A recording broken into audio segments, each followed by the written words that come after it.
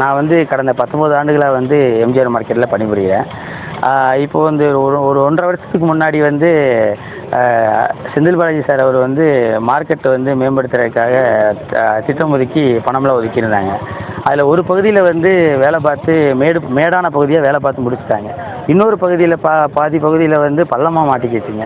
அதில் இந்த பள்ளமான பகுதியில் என்ன ஆயிடுச்சுன்னா, மழை நீர் அதிகமாகறதுனால இப்போ இந்த ஒரு 2 மாதமாகவே ரொம்ப ப்ராப்ளமாக இருக்குங்க சார். ஃபுல்லாக வந்து தண்ணி ஃபுல்லாக வந்து ஏறிடுச்சு. என்ன ப்ராப்ளம்னே தெரியல. டிச்சு தண்ணியெல்லாம் வந்து இந்த 2 மாதம் வந்து ரொம்ப வருதுங்க.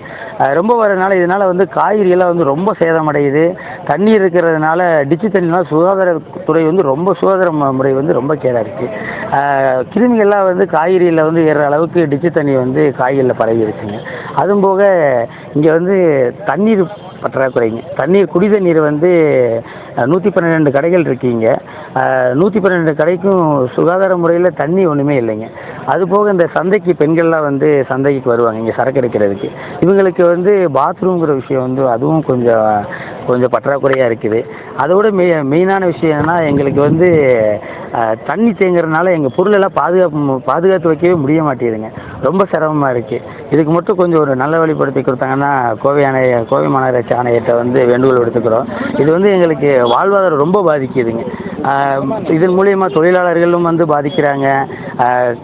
கமிஷன் வண்டி உரிமையாளர்களும் பாதிக்கிறாங்க. பொருள்கள்லாம் ரொம்ப கேடாகிறதுனால நஷ்டத்தை சந்திக்கிறாங்க நிறைய.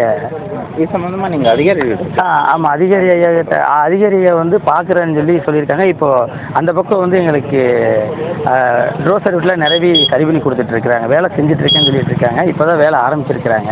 கொஞ்சம் சீக்கிரமாக முடிச்சு கொடுத்து ரோடு போட்டு கொடுத்தாங்கன்னா சரியாக இருக்கும்.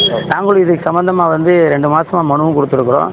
அப்புறம் கலெக்டர் ஐயா மீட்டிங்கில் கூட விவசாய சங்கத்திலேருந்து எங்களுக்காகவும் பேசியிருந்தாங்க.